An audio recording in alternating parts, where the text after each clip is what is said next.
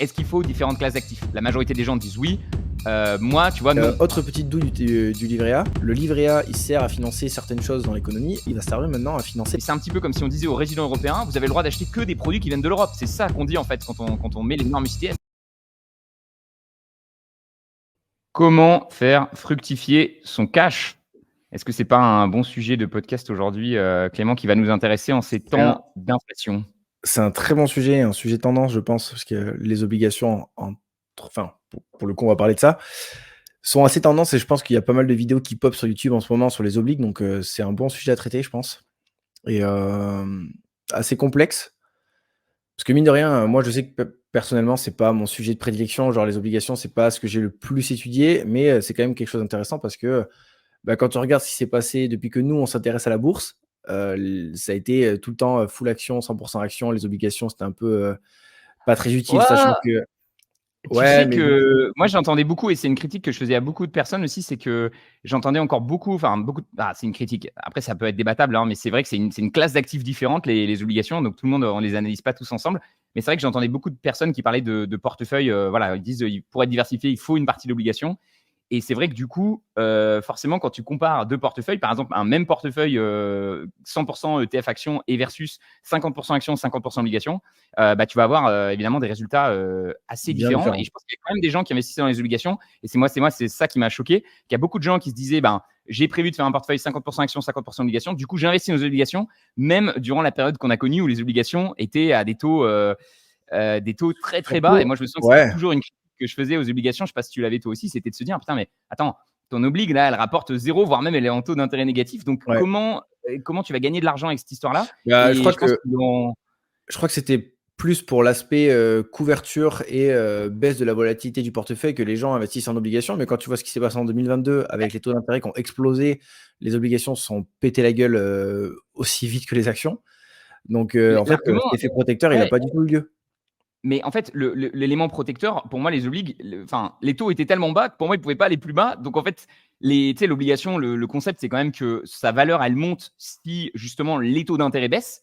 Mais quand tu as des taux d'intérêt à zéro, comment tu veux qu'ils baissent? Tu vois, forcément, ils Ouais. peuvent aller, pour moi, ils pouvaient aller que dans un sens, c'est monter. Alors, beaucoup de gens qui disaient, je me souviens, moi, je lisais beaucoup d'articles qui disaient, on est dans une période où les taux d'inflation, les taux directeurs resteront toujours bas, ils remonteront jamais, c'est fini. Cette période, on avait des taux élevés et on voit que, bah, à nouveau, hein, l'histoire a montré Ça peut qu'ils avaient revenir tort très et vite. que les taux sont remontés. Et donc, du coup, en effet, grosse claque pour les investisseurs obliques. Ça a dû être difficile cette période, du coup, avec l'inflation voilà, la levée des taux, parce que du coup, tu as des obliges en te Bah, disant, ça va me protéger si mon portefeuille, si mon portefeuille action il baisse. Et en fait, en 2000, du coup, je vais me tromper, 2022, tout a baissé, quoi. ouais, c'est 2022. Mais en fait, le pire, c'est que tu t'es privé d'une performance pendant, de très, très belles années où les actions ont vachement performé depuis, on va dire 2008. Si on enlève, enfin depuis la crise des subprimes, si on enlève le mini crack du Covid qui au final a plus été une opportunité court terme qu'un réel crack, qui a été long et difficile pour les investisseurs. Toutes les personnes pendant ces 10 années qui ont investi en obligations pour se prémunir, d'une chute forte de leur portefeuille, bah, ils ont sacrifié leur performance pendant ces 10 ans où en fait les actions ont explosé et c'est là qu'il y a beaucoup de personnes qui ont fait beaucoup d'argent et pour qu'au final, ça les protège même pas le jour où, ça se pète vraiment la gueule. Donc c'est assez compliqué. Mais après je pense que, comme tu l'as dit, il y a beaucoup, beaucoup de paramètres à prendre en compte et j'ai regardé un graphique tout à l'heure, c'était, du coup sur une vidéo de Mathieu Louvet, qui montrait qu'il y a eu pas énormément de cas où les obligations ont baissé pendant également que les actions baissaient. C'est 4 ou 5 fois par rapport à un échantillon beaucoup plus large. Donc ça reste quand même une exception 2022 où les obligations se sont quand même pété la gueule. Mais après, Et le débat, pour moi, il est surtout qu'il faut quand même comprendre ce que tu achètes, tu vois. Et de dire j'achète des obligues juste parce que historiquement, ça m'a protégé. Tu vois, là, l'argument, pour moi, il tenait pas parce que, à nouveau, quand tu regardes ce que tu achètes, il faut regarder la valeur de ce que tu achètes. Et pour moi, quand tu achètes une obligue qui rapporte zéro, enfin, je sais qu'il y a il y a quand même des gens qui disaient, mais les gars, enfin, ça ne peut que, tu vois, ton obligue, ouais, elle te distribue rien. Ça n'a rien à donc ça voir a pas de aujourd'hui, sens, tu hein. vois. Quand aujourd'hui, tu as des obligues à 5%, tu dis, OK, bon, donc je sais que je vais gagner 5%. Donc là, on va en pouvoir en parler. Pour moi, ça reste quand même toujours moins intéressant que les actions, mais c'est vrai que ça remet en perspective le rendement des actions. Et d'ailleurs, Warren Buffett Mais disait que les obligations, tu sais, c'est comme la gravité. C'est-à-dire, plus elles montent, et plus les actions baissent parce que ton taux sans risque, donc à nouveau, si tu investis dans les obligations aujourd'hui, par exemple, obligations américaines, tu fais 5%. C'est garanti par l'État américain. Donc, à moins que l'État américain fasse faillite, Normalement, c'est pas le cas. Il y a peu de chance, vu qu'ils ont quasiment la note maximum. Je crois que c'est AA. Bon, ils ont une note quand même inférieure, il faut le souligner, à Microsoft. Microsoft. Microsoft et Johnson J&J ont un Johnson. triple A. Ouais. Mais globalement, voilà, c'est le taux sans risque. Et donc, chaque investissement en bourse va toujours être comparé à ce taux sans risque. Tu te dis, je suis sûr de faire 5%. Donc, si j'achète cette action-là, il faut au moins que je fasse, on va dire, 10%. Parce que tu n'es jamais sûr quand tu achètes une action que, voilà, même en investissant dans J&J et Microsoft, tu n'es pas sûr de retrouver ton argent. Donc, du coup, tu compares toujours ce taux-là. Et c'est vrai que quand le taux est à zéro, au contraire, les actions peuvent s'envoler à des niveaux plus hauts parce que l'argent ne peut pas, tu vois, n'a nulle part où aller. Et donc, Ouais, elle va dans c'est l'endroit exactement. où. Où il y a du Ouais, rendement. ouais, De toute façon, en il y a fait, du c'est ça rendement. qu'il faut comprendre, c'est que nous, on est des petites fourmis avec nos petits investissements en tant que particuliers, mais il y a des grosses institutions, des gros bateaux qui ont des milliards et des milliards à placer, et eux, ils vont chercher de la performance là où elle est, ou en tout cas là où elle est plus probable d'être. Et en l'occurrence, c'est vrai que quand tu as des taux d'intérêt aussi bas et un rendement sur les obligations qui est aussi bas, forcément, tu t'orientes vers un marché qui a plus de chances de performer, et en l'occurrence, le marché action. Je pense que ça a un peu changé aussi avec ce qui se passe en ce moment avec les taux d'intérêt qui sont assez hauts. Mais tu vois, par rapport au taux sans risque qui est, alors, je crois que c'est peut-être 5% aux États-Unis, mais je sais qu'en gros, les obligations européennes qui sont considérées comme très peu risquées, on est entre 4 et 5%. Et au final, quand tu regardes, enfin, il faut toujours comparer ça aussi aux solutions qu'on a, nous, en France, pour placer notre argent sans risque, c'est-à-dire les livrets, donc livret A, etc. Donc on a à 3% aujourd'hui. Si tu prends un investissement à 4,5% par exemple sur des obligations non risquées, mais qu'en plus tu as de la fiscalité dessus, en vrai de vrai, je sais Oui. même pas si ça vaut le coup aujourd'hui, tu vois? Il faut bien faire le calcul et sachant qu'après, attention parce que je pense que le livret A doit contenir lui-même, je sais plus exactement ce que contient le livret A, mais il doit contenir une partie de l'obligation aussi. Donc, sauf que l'État te garantit, te dit, c'est Oui, voilà, garanti c'est et tu es pas garanti par l'État. fiscalisé dessus. Donc, du coup, Disons que tu forcément, limites un peu la possibilité de faire de la merde toi avec peut-être des obligations mal sélectionnées ou tu vois, enfin ça peut arriver aussi, ça reste un investissement qui est alors, pas les obligations, très peu risquées, mais c'est toujours plus risqué que garanti par l'État et cetera. Quoique, ouais, bien encore, sûr. enfin, il y aurait un débat aussi là-dessus, Oui, alors après, on pourra en débattre sur la France, mais on a déjà assez parlé je crois qu'on a assez critiqué la ouais, France comme ça. mais Non, globalement, la France on a tendance à beaucoup critiquer le livret A, mais c'est quand même un super produit qui existe en France. On le critique parce que c'est le seul produit que les gens utilisent, mais en soi, ça reste un super produit pour le fonds de sécurité. Donc, à nouveau, pour l'argent dont vous n'avez pas besoin, vous le mettez dessus, vous savez que vous avez un certain un rendement qui est garanti et qui augmente normalement avec l'inflation. Alors, il y a quand même eu une petite douille, je ne sais pas si tu avais suivi l'histoire, mais ouais, c'est que ça a été le plafonné livret A devait monter à 4 et ils l'ont laissé à 3 parce que et normalement, il y a vraiment une règle dans le livret A qui est basée du coup sur des chiffres d'inflation. Et évidemment, en ne le montant pas à 4, ils ont permis d'économiser des milliards d'euros pour la France. je crois que Donc ça, c'était j'avoue que c'est un quasiment peu la 3 douille. milliards, Quand je on commence crois. à modifier les règles, Quasiment 3 milliards d'économies, ouais, c'est donc énorme. c'est assez énorme et enfin, c'est pas tant significatif que ça pour, à l'échelle d'un État, mais bon, c'est quand même pas mal et autre petite douille du livret A, c'est que je sais pas si tu as vu cette news aussi, donc là, ça a rien à voir avec les obligs, mais le livret A, il sert à financer certaines choses dans l'économie et en gros, il va servir maintenant à financer la défense. Parce que, tu sais, avec tous les labels, ISR, ESG et tutti quanti et les banques, c'est, du coup, ma copine qui est banquière qui m'a dit ça, tu vois? Les banques ne veulent plus trop prêter, pour le Eh secteur de oui. la défense parce que c'est pas du tout aligné avec, l'éthique et Des nouveaux cetera et produits donc qui veulent ils vont essayer de nous pomper fourguer. ils vont pomper, un petit peu d'argent dans les vrais, un petit pourcentage Ouais, ouais. pour Non, mais financer la défense. ça m'étonne pas tant que ça et bon, c'est un peu compliqué, c'est vrai que c'est un peu des fois, c'est un peu opaque, ce qu'il y a aussi derrière le livret A et c'est toujours intéressant quand même de comprendre un petit peu où va l'argent. Après voilà, c'est toujours pareil, c'est backé par la France, donc tu peux te dire que c'est assez sécurisé et en effet, comme tu dis, il faut vraiment bien faire les calculs parce que se dire: «Je vais aller chercher, gagner 1 de plus sur les obligs long terme, mais au final, je prends plus de risques». Parce qu'en fait, ce qu'il faut bien comprendre avec les obligs et c'est peut-être par ça qu'on aurait dû commencer, c'est que du coup, il y a 2 manières de gagner de l'argent avec l'oblig. Alors qu'en action, on va dire je vois plutôt 3 manières. Mais en oblig, tu as la distribution du coupon. Donc, à nouveau, tu prêtes de l'argent à quelqu'un et il te reverse le coupon avec les intérêts. Et à la fin, le remboursement final. Mais souvent, ce que tu vas faire, c'est que tu ne vas pas tenir les obligations jusqu'à maturité. Donc, tu vas souvent acheter des paniers d'obligations. Et souvent, du coup, ces obligations, elles vont beaucoup aussi évoluer en fonction du coup du taux directeur. Et donc, en fait, Ouais, tu fais un pari quand tu achètes une obligation aujourd'hui, notamment long terme. On va parler des différences entre plutôt les obligations court terme et les obligations long terme.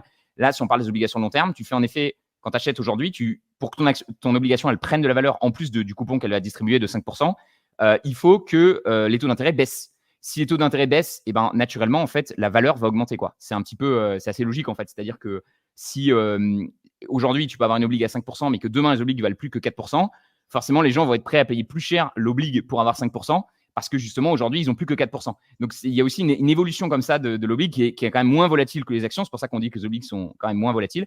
Mais c'est bien un truc à prendre en compte. Donc, en effet, acheter les obligues aujourd'hui, tu te dis, il y a quand même des chances que les taux directeurs finissent par baisser et donc potentiellement un investissement intéressant. Même si, à nouveau, il faut faire attention parce que historiquement, on a quand même une performance des obligations qui est 2 fois inférieure à celle des actions, quoi. Après, ce qu'il faut Mais comprendre, moins de c'est aussi, volatilité. Donc, pour complémenter un peu ce que tu as dit, il faut comprendre que ça marche un petit peu comme les actions dans le sens où il y a un marché primaire et un marché secondaire. C'est un peu ce que tu expliquais juste avant, mais pour remettre un peu en contexte. Donc, en fait, dans le marché primaire, c'est des entreprises ou des États qui vont émettre des obligations parce qu'ils ont besoin d'un financement. Donc, ils ont besoin d'argent. Et nous, avec nos petits deniers, on va leur acheter des obligations et contre ces obligations, on a un taux d'intérêt, donc ce que tu disais tout à l'heure, un coupon, qui peut être vachement apparenté aux dividendes d'une entreprise. Tu vois, c'est un versement récurrent d'un pourcentage. Par exemple, si tu achètes 100 euros d'une obligation à 3%, ben, tu as 3 euros par an de rendement. Et donc, du coup, il y a ce marché primaire. Et après, le marché secondaire, ce que tu expliquais, avec le taux directeur qui peut varier et qui peut faire varier la valeur la de valeur de l'obligation. l'obligue sur le marché Ouais. secondaire, quoi, du coup. Et du coup, c'est là aussi que ça peut être intéressant en fonction du taux directeur actuel. Et en fait, je pense aussi que là, il y a beaucoup de facteurs à prendre en compte qu'on ne prend pas forcément en compte quand on a fait de l'analyse, c'est bottom-up. Donc, ce que tu fais, c'est l'analyse des boîtes et pas de la macro. Mais là, pour le coup, je pense que l'analyse de la macro a toute son importance quand tu vas te placer sur des obligations parce qu'il faut que tu aies une hypothèse, que tu aies une thèse sur ce qui va se Ouais. passer sur l'avenir pour savoir Sauf que si c'est très dur. C'est aussi hyper dur. une critique que je fais aux obligations, c'est que du coup, pour savoir si elles vont te rapporter, finalement, il faut essayer d'estimer est-ce que les banques centrales vont baisser ou monter les taux. Les banques centrales, c'est des êtres humains qui font pas toujours les meilleures décisions, pas toujours au meilleur moment. Enfin, ça a été très critiqué que les taux augmentent aussi vite. Il y en a qui disaient qu'il aurait dû l'augmenter moins vite. Pour l'instant, quand même, les résultats sont plutôt bons. Tu vois, l'inflation est quand même en train de descendre. Maintenant, c'est ça que j'aime pas trop avec les obligues, c'est qu'en effet, tu es sur des facteurs macro qui sont quand même très difficiles. Et du coup, je pense que beaucoup de gens n'ont pas cette réflexion-là. Ils se disent, je fais un portefeuille 60-40, je prends 40% ou tu sais, le permanent portfolio. Donc, je pense que les deux portefeuilles les plus connus qui ont des obligues, ça va être le permanent portfolio et le all weather. Donc, le permanent portfolio, il me semble que c'est 25% cash ou obligue, obligue court terme, 25% obligue long terme, or et action, si je dis pas de bêtises. C'est possible. Ça, Non, attends. non, ça, c'est Je All crois que Weather, c'est ça, non? toujours. Hein? Ça, c'est All Weather, c'est. Putain, là, j'ai pas. Attends, je vais chercher vite fait. Ouais, va chercher sur on peut d'ailleurs montrer, je vais partager mon écran, parce qu'on a un site qui est pas mal qui s'appelle, Lazy Portfolio ETF et moi personnellement, c'est ce site-là qui m'a convaincu, justement, tu vois, de me dire, en fait, il vaut mieux pas que j'investisse dans des obligues. Tu vois mon écran, Clem, ou pas? Alors, attends, je te dis ça. Ouais, c'est good. Donc, je vous recommande d'aller le checker parce que c'est vraiment bien. Il y a pas mal de stats et on peut voir en fait justement la performance de différents portefeuilles en fonction justement là plus de la composition des l'allocation. Tu vois, et ici, il met les 3 allocations types. Donc ici, on a les actions, les obligations et ici les commodities, donc tout ce qui va être or, ça peut être le pétrole, ça peut être les matières premières, etc. Et on voit que le portefeuille sur 30 ans qui a le mieux performé, c'est un portefeuille 100% technologie. Et en fait, ce qui est cool, c'est que vous pouvez rentrer du coup sur le portefeuille en question. Donc, par exemple, ici, je rentre dans technologie et je peux aller voir quel ETF ils ont pris. Donc là, ils ont pris en effet le QQQ qui suit le Nasdaq. Donc, évidemment, c'est le portefeuille qui a le mieux performé. Maintenant, ça ne veut pas dire que sur les 30 prochaines années, c'est celui qui a le mieux performé. Et si vous regardez en termes de. Il y a différents éléments, vous pouvez regarder aussi la partie risque. Et c'est aussi un des portefeuilles les plus risqués avec beaucoup de déviations Ouais, ici. Et pas mal de quand on rentre dessus, volatilité, on ouais. voit qu'il y a des. Ouais, il y a des gros, il y a des gros drawdowns dessus. Donc, c'est-à-dire que le portefeuille a connu des baisses très importantes sur certaines années, notamment, du coup, évidemment, pendant la crise des subprimes. Si je vais dans drawdown ici, voilà, je vois moins 81%. Une fois, il a pris moins 80%. Voilà. Donc, je pense que c'était justement pendant la crise des Tu vois, subprimes. ça, c'est peut-être la stratégie qui a le plus performé, mais quand tu prends moins 80% dans la tronche, je pense que ça fait excessivement mal, hein. Ouais, clairement. Clairement, et on en a déjà parlé un petit peu, mais bon, de toute façon, s'exposer uniquement à la technologie, le QQQ, on en avait parlé avec le Nasdaq, c'est un secteur qui est intéressant, mais en plus, comment dire, qui va exclure beaucoup d'entreprises. On a plus que 100 entreprises et uniquement américaines, donc c'est quand même beaucoup de concentration. Et on voit que juste en dessous, on a le US Stock Momentum. Donc en plus, bon, Momentum, pas fan des ETF au Momentum, mais bon, voilà, ça permet quand même d'avoir un peu d'idée. On voit que voilà, c'est les US Stock. Donc ici, ça doit être un S&P 500 qui surperforme. Ici, on a un US Stock Value, donc ça va être un ETF valeur. On a le portfolio de Warren Buffett qui est toujours en 90. Donc souvent, il considère que c'est 90% d'actions et 10% de cash. Parce que Warren Buffett aime bien garder du cash pour pouvoir réinvestir dans des opportunités. Donc c'est un peu bizarre ce D'ailleurs, portfolio-là parce que ça ne veut pas dire qu'il y a toujours 10% de cash, quoi. Mais t'as vu un peu toutes les ventes qu'il a fait, tonton Warren, là? non, j'ai pas forcément suivi. Il a vendu un peu plus là. Ouais, attends, vas-y, finis d'expliquer les trucs, je vais checker sur On ira Data. voir après. On va essayer de terminer là-dessus. Mais du coup, vous voyez en gros le nombre de TF à chaque fois qui se compose. Et je crois qu'il y a la couleur, le violet, là, ça doit vouloir dire, voilà, ça doit dire que le risque est très élevé et vous pouvez changer en fonction des risques. Et on voit qu'il faut quand même descendre très bas pour commencer à retrouver des portefeuilles, on va dire, moins risqués et de retrouver les fameux portefeuilles. Donc, on a dit, je vais aller le chercher parce qu'on a dit donc le permanent portfolio qui est juste ici, là en version simplifiée. Donc, on voit qu'il fait 6,50% par an sur les 30 dernières années. Et on voit quand même que du coup, on est quand même bien en dessous d'un classique S&P 500 qui est à 9,51. On est environ à 2 fois moins. Et si on va voir comment il est composé, eh bien, on voit qu'on a 25% d'actions donc, de large cap VTI, donc c'est l'équivalent du S&P 500. On a 50% d'ETF, d'ETF obligations, donc moyen terme, et on a 25% de commodities. Donc là, il l'a simplifié en mettant 50, sachant que normalement, je crois que c'est 25 court terme, donc du cash, et 25% long terme. Là, il a pris un truc intermédiaire, quoi. Donc, je pense, enfin, c'est toujours pareil. Tu as moins de volatilité, mais tu payes. Et c'est pour ça que je ne sais pas toi ce que tu en penses, Clem, mais moi, je me suis toujours dit, c'est bien, tu as moins de volatilité sur ton portefeuille, mais tu fais 2 fois moins de performance. Du coup, je me suis toujours dit, si tu arrives à encaisser la volatilité, notamment en utilisant par exemple, en ayant des dividendes qui tombent, en étant au courant de comment fonctionnent les entreprises, en sélectionnant ces entreprises, en regardant que tu ne payes pas trop cher, j'ai toujours trouvé que la diversification avec les obligations, je sais pas, voilà, c'est une vraie question à se dire. Est-ce que je veux diminuer la volatilité et à quel point je veux diminuer la volatilité? Et est-ce qu'en diminuant la volatilité, je suis prêt à du coup avoir moins, à recevoir tout simplement moins de performance sur le long terme, quoi. Après, tu vois, moi, je suis persuadé que tu es vachement prêt à encaisser la volatilité. Enfin, plus tu as de connaissances, plus tu es prêt à encaisser cette volatilité parce que tu es au courant de ça et tu es OK avec le fait que ton portefeuille il va varier et que tu es là pour le long terme. Et en fait, plus tu augmentes en compétences, en connaissances sur l'investissement en bourse, plus tous tes choix vont se faire d'une telle manière que tu sais que ça peut capoter à un moment donné, mais que c'est pas forcément parce que ça capote sur le court terme que ça va capoter sur le long terme si tu fais les bons choix. Et c'est aussi, je sais pas si tu as vu une vidéo que j'avais fait là-dessus, mais en gros, je disais, et c'est celle où je me suis fait clasher par Farmer là, je disais que justement, tu sais, les personnes qui investissent en ETF, parfois, l'investissement passif, justement, il a pour but de investir tranquillement sur des ETF et ensuite on laisse tranquille, on s'y intéresse pas trop, on n'augmente pas trop nos connaissances dessus parce qu'on s'y intéresse pas, etc.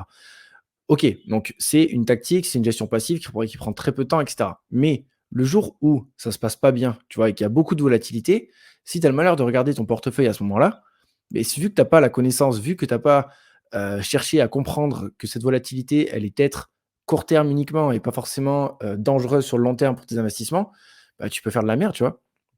Et j'ai Ouais, non, complètement, mais j'ai complètement oublié la question initiale. Mais non, mais t'as raison. En gros, il faut vraiment creuser, essayer toujours quand même de comprendre les actifs et les choses qu'il y a derrière de ce qu'on est en train d'acheter.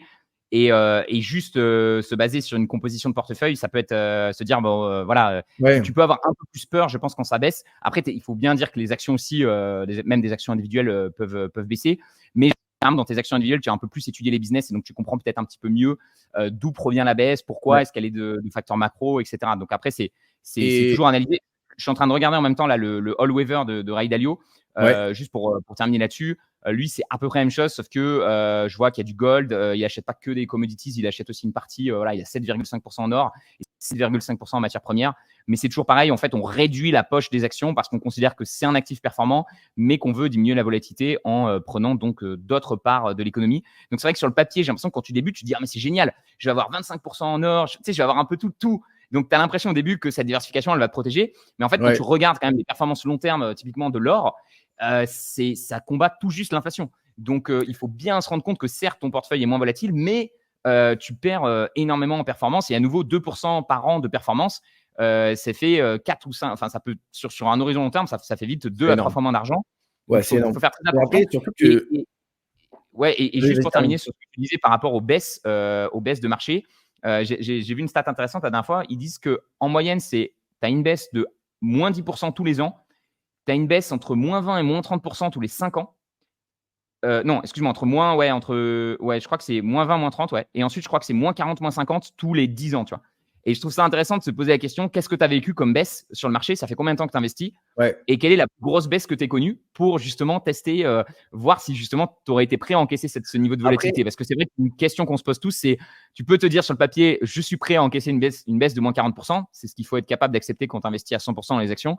Mais tant que tu l'as pas connu, tu peux pas forcément savoir ce que ça fait. Et donc, c'est toujours mais bien de. tu vois, la question est, est-ce que tu regardes sur un indice? Est-ce que tu regardes la chute d'un indice ou est-ce que tu regardes la chute de ton portefeuille? Tu vois, parce qu'il y a quand même des différences, forcément, en fonction de sur quoi tu as investi.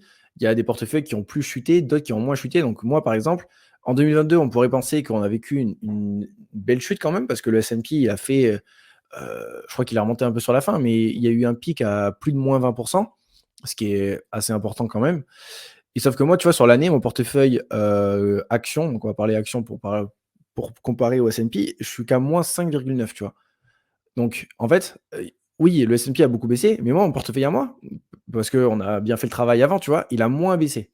Donc, au final, je peux pas trop dire que j'ai vécu une grosse chute. Ouais. Donc, est-ce que je suis prêt à encaisser ça? Je sais toujours pas, en fait. Mais est-ce que c'est pas parce que j'ai bien fait mon travail avant et que j'ai sélectionné des actions de qualité et que quand ça va mal, justement, ben, il y a un peu cet aspect flight to quality où les gens, ils vont peut-être plus investir sur des grosses boîtes très solides qui sont très bien implantées avec plein de critères qu'on regarde. Mais ouais, donc Ouais, difficile. non, mais tu as raison, c'est intéressant parce qu'en stock picking, bah, tu peux prendre des. Par contre, tu peux plus rapidement prendre des. Tu vois, si la chute maximum que tu es pris sur une action, j'imagine que ça dépasse. Voilà, tu vois, Moi, j'ai des actions qui ont j'ai toutes les moins 80. stats. Donc, tu as l'expérience, on va dire, avec le stock picking. Tu peux avoir une expérience, mais elle est toujours minime parce que tu fais moins 80, mais tu fais pas moins 80 sur la totalité de ton portefeuille. Et je pense que c'est rare de faire, voilà, mais de faire un moins 80 sur la totalité de ton portefeuille. Je pense que Ouais, c'est ouais. jamais arrivé dans la bourse, à moins à nouveau que tu sois que sur le QQQ ou des choses comme ça. Bah, Donc, tu vois, je je pense l'ai là, la que. stat. Le max drawdown que j'ai sur c'est Alibaba, 69,5. 69,5, esh. Ça commence à piquer. Mais à Ouais, nouveau, c'est pas sur tout ton portefeuille. Potentiellement, tu as bien fait du sûr. DCA. Donc, en fait, tu voilà, pas forcément le Ouais, même ouais. niveau de baisse. Donc, c'est vrai que finalement, on voulait parler des obligations. On va revenir après. Là, on a Ouais. beaucoup parlé finalement des Et obligations long terme. juste On va revenir ouais, sur les juste obligations par un peu rapport plus à court terme aussi. pour finir par rapport à la volatilité, genre moi je le dis depuis le début, je suis en partie action et en partie ETF et c'est aussi potentiellement une façon de lisser et de diminuer la volatilité d'un portefeuille action. Parce que je suis investi 100% action, mais j'ai 70% de mon portefeuille en stock picking, 30% en ETF et au final quand j'ai les stats, quand je regarde les stats, j'ai certes un peu moins de rendement que si j'étais full action, mais j'ai aussi beaucoup moins de volatilité. Tu vois, par rapport au S&P 500, je suis à 12% de rendement, de taux de rendement annualisé contre 14,9 pour le S&P 500. Donc, je sous-performe un petit peu. Par contre, au niveau de la volatilité, le S&P, c'est 28% depuis, ça prend les stats depuis que j'ai commencé à investir pour comparer. 28% de volatilité et moi, je suis à 25. Et j'ai un max drawdown de 14,6 et le S&P 16,8. Tu vois, donc au final, je suis quand même investi 100% action, mais j'arrive à conserver un bon rendement tout en ayant réduit légèrement mon risque via l'investissement dans les ETF. Et Donc, c'est aussi une façon de c'est faire. après, il y a des gens là, tu vois, qui te diront: «Oui, mais tu restes 100% action, donc tu subis quand même la volatilité globale d'un marché». Peu importe, je pense que tu peux diminuer et c'est vrai qu'on pourrait, notamment si tu as des actions avec des faibles bêtas qui peuvent bouger différemment. Donc le bêta, c'est un indicateur qui permet de voir à quel point l'action est corrélée justement avec le S&P 500. Donc une action qui a un bêta de 1, le S&P va prendre plus 10%, elle va prendre plus 10%.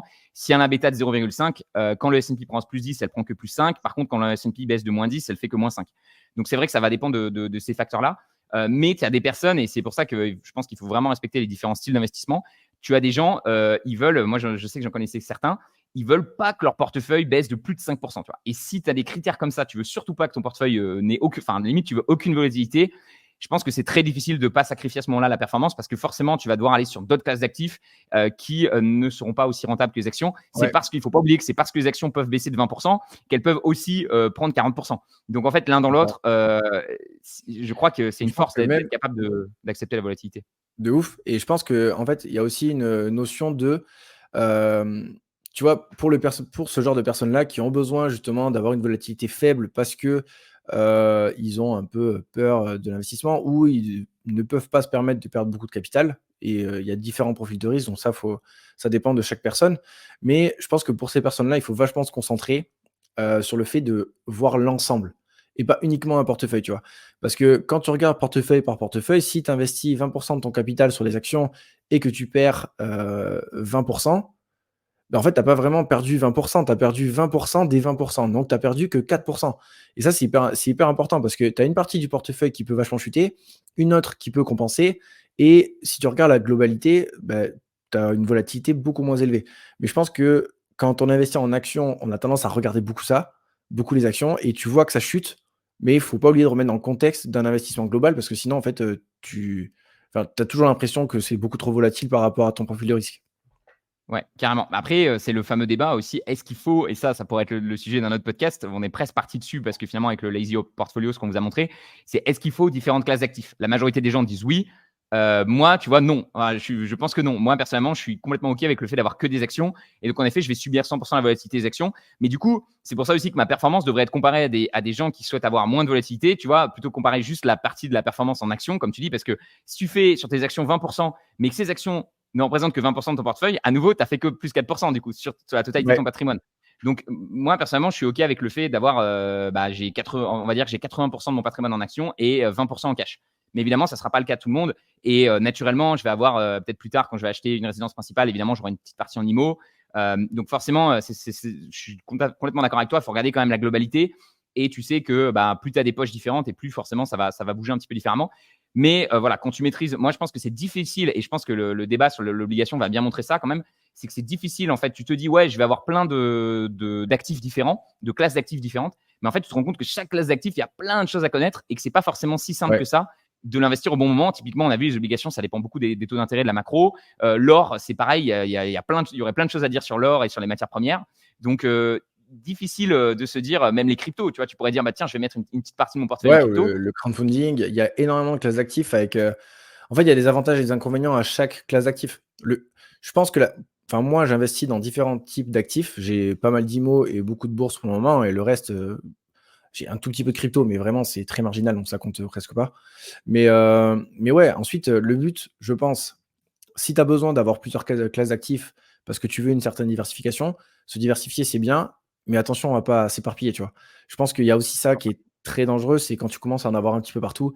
Si tu as un patrimoine de, je sais pas moi, 30 000 € et que tu as, du coup, mis, 5 000 € en apport sur un bien immobilier, que tu mets, 5 000 € en bourse, que tu mets 2 000 € en crypto, que tu gardes 10 000 en cash, que tu mets 2 000 en crowdfunding, bah, putain, ça c'est de l'éparpillement pour moi, tu vois? Alors Complètement. que Tu peux pas tout maîtriser et surtout ta performance globale sera probablement pas dingue. À nouveau, parce que moi, tu vois, le truc qui m'a convaincu quand même de me mettre en action, c'est que quand tu compares les différentes performances en classe d'actifs, tu dis putain, les actions, c'est ce qui performe le mieux. Donc ouais. pour moi, tant que tu arrives, mais toujours pareil, hein, Il tant y que a tu des arrives à limites accepter aussi? cette volatilité, la diversification en classe d'actifs, pour moi, elle n'est pas forcément nécessaire. À moins que tu maîtrises bien les autres classes d'actifs, tu sois Ou que spécialisé tu aies des là-dedans, ou à objectifs, nouveau que tu souhaites diminuer ta volatilité. ouais, ou que tu aies des objectifs un petit peu différents. Par exemple, imaginons quelqu'un qui veut, je sais pas moi, préparer son, non, c'est pas enfin, j'en sais rien moi. Préparer son mariage en 5 ans, tu vois? J'en sais rien. C'est un Ouais, exemple, pourri, mais j'ai que ça qui me vient. Beh, peut-être qu'à 5 ans, l'horizon de temps pour investir en bourse sur des actions, il est un peu court. Alors que c'est tu as sûr. d'autres classes d'actifs comme, imaginons le crowdfunding, où tu as des durées d'investissement entre 12-24 mois. Tu sais que tu vas pouvoir faire une petite rotation sur ton argent, le faire fructifier un peu plus que du livret A, par exemple, ou que du cash.